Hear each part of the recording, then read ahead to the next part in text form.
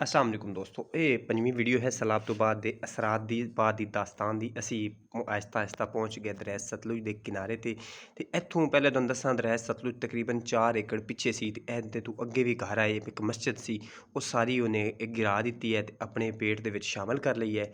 ਤੇ ਇਹ ਜਗ੍ਹਾ ਇੱਥੋਂ ਥੋੜ੍ਹੀ ਤਾਜ਼ਾ ਪਾਣੀ ਵਾਪਸ ਗਿਆ ਹੈ। ਤੁਸੀਂ ਇਹ ਵੇਖ ਸਕਦੇ ਨੇ ਕਿ ਉੱਥੇ ਅਜੇ ਤੱਕ ਉਹ ਚਿਕਨੀ ਮਿੱਟੀ ਦੇ ਅਸਰਾਤ ਉਹ ਉਵੇਂ ਹੀ ਪਏ ਨੇ। ਅਸੀਂ ਇਵੇਂ ਚਲਦੇ ਦਰਿਆ ਦੇ ਕਿਨਾਰੇ ਅੱਗੇ ਇੱਕ ਪੁਆਇੰਟ 'ਤੇ ਪਹੁੰਚੇ। ਉਹਦੇ ਵਿੱਚ ਤੁਸੀਂ ਵੇਖੋਗੇ ਕਿ ਲੋਕ ਆਪਣਾ ਇੱਕ ਚੱਲਦਾ ਪੀਟਰ ਛੱਡ ਕੇ ਗਏ ਨੇ। ਇਹ ਵੇਖੋ ਨਾ, ਇਹ ਬੋਰ ਹੈਗਾ ਸੀ, ਉੱਥੇ ਉਹਨਾਂ ਟਿਊਬਵੈੱਲ 'ਤੇ ਪੀਟਰ ਲਾਇਆ ਵੀ ਸੀ ਤੇ ਇਹਦੇ ਉੱਪਰੋਂ ਪਾਣੀ ਗੁਜ਼ਰਦਾ ਰਿਹਾ। ਕਿੰਨੇ ਫੁੱਟ ਇਹਦੇ ਉੱਚਾ ਗੁਜ਼ਰਦਾ ਰਿਹਾ ਨਹੀਂ ਪਤਾ, ਉਹਨਾਂ ਦਾ ਪੀਟਰ ਉਵੇਂ ਪਿਆ। ਇਹ ਉਹਨਾਂ ਦੇ ਬਾਕੀ ਜਿਹੜੇ ਕੋਈ ਉਹਦੇ ਰਿਲੇਟਿਡ ਚੀਜ਼ਾਂ ਸੀ ਉਹ ਪਈਆਂ ਨੇ।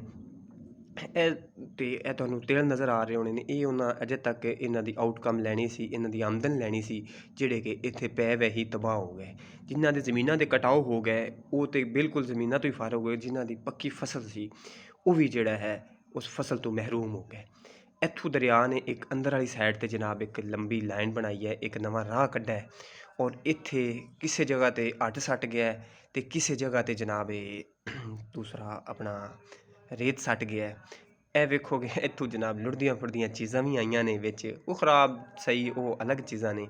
ਇਹ ਸਾਡਾ ਪਿੰਡ ਲਾਲਾ ਅਮਰ ਸਿੰਘ ਤੋਂ ਤਕਰੀਬਨ 1 ਕਿਲੋਮੀਟਰ ਦੇ ਫਾਸਲੇ 'ਤੇ ਹੁਣ ਦਰਿਆ ਰਹਿ ਗਿਆ, ਜਿਹੜਾ ਕਿ ਪਹਿਲੇ ਜ਼ਿਆਦਾ ਸੀ। ਅਤੇ ਇਹ ਅਸੀਂ ਇਸ ਤੋਂ ਫਿਰ ਅੱਗੇ ਮੂਵ ਕੀਤਾ ਹੈ ਕਿ ਇਹ ਤੁਹਾਨੂੰ ਸਾਹਮਣੇ ਨਜ਼ਰ ਆ ਰਹੇ ਨੇ ਫਸਲਾਂ।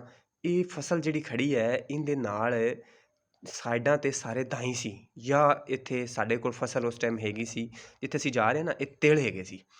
ਉੱਥੇ ਨਾਮੋ ਨਿਸ਼ਾਨ ਨਹੀਂ ਰਿਹਾ ਫਸਲਾਂ ਦਾ, ਜਿਵੇਂ ਚਟੀਅਲ ਮੈਦਾਨ ਸੀ। ਲੋਕਾਂ ਨੇ ਆਪਣੀਆਂ ਮਿਹਨਤਾਂ ਕੀਤੀਆਂ ਹੋਈਆਂ ਸੀ, ਆਪਣੀ ਮਿਹਨਤ ਦੇ ਨਾਲ ਉਹਨਾਂ ਇੱਥੇ ਦਾਈ ਲਾਏ ਹੋਏ ਸੀ।